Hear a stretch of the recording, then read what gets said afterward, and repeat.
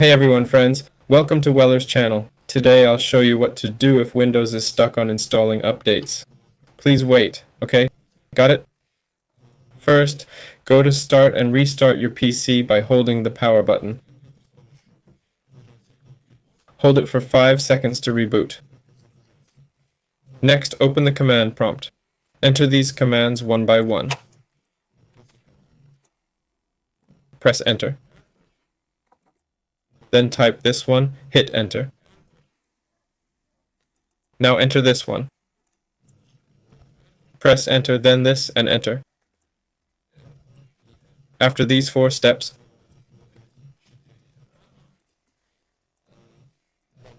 run cmd as admin. Then we go to My Computer.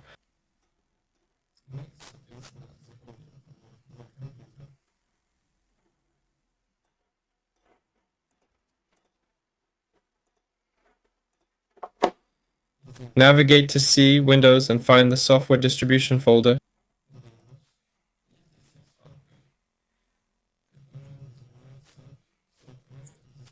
Delete all files there. Back to cmd as admin and enter these 4 commands again.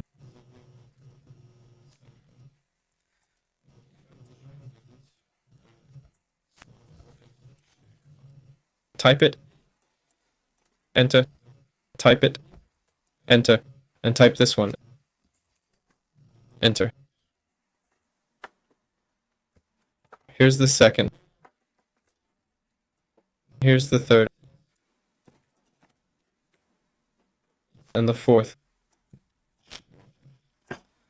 There.